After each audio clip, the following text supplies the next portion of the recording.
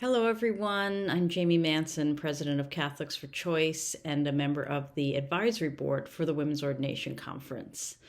If you read my column back in the day when I wrote for the National Catholic Reporter, you know that I am a woman called to the priesthood and a very fierce advocate for true equality for women and people of all genders in the Catholic Church.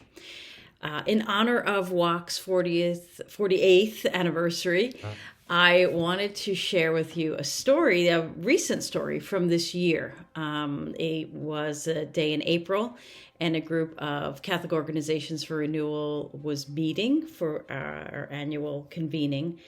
And Kate McElwee was there, I was there. And on the morning of the second day of the meeting, we got word that women would have votes at the Synod on Synodality in October of 2023. And it was a remarkable thing to be with Kate and to see what was a world-changing, church-changing thing happen in our lifetime. And what I immediately thought about was an action that we did as part of Women's Ordination Conference in front of the CDF during another synod in 2018. And it was an amazing action in which members of WOC and other partners were demanding that women vote. And we had this amazing chant, knock, knock, who's there, more than half the church. And then calling out cardinals name by name as they were processing into the Synod Hall, demanding that women be allowed to vote.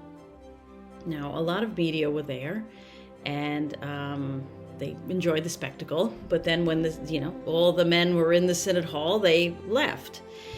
I stuck around and had a press credential, because I knew that the minute all the media went away, that's when the fireworks would happen, and so they did. And of course, Roman police descended, Vatican police, all sorts of security and law enforcement came. Men on horses, men with berets in vans. I mean, it was really quite the spectacle for a group of women doing a protest. And they detained a number of the women there, and I captured a photo in which Kate was being manhandled by one of the Roman police. And that photo went around the world.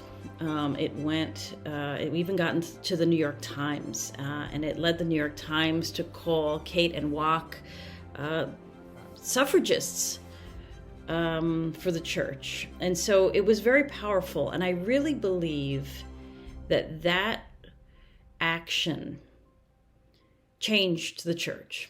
I really do. And I think it's so important for us to hold on to that, because we saw a change in our lifetime, change that we never thought was possible.